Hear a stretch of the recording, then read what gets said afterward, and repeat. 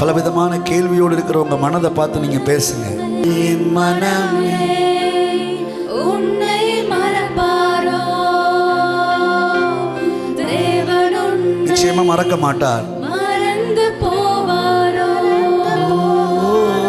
துயரங்கள் எல்லாமே மறையச் செய்வாரே. நிச்சயமாகவே ஆனந்த தைலத்தை உன்மேல் பொழிவாரே. துயரங்கள் எல்லாமே மறையச் செய்வாரே. ஆனந்த தைலத்தை மறுபடியும் உன்மேல் பொழிவாரே.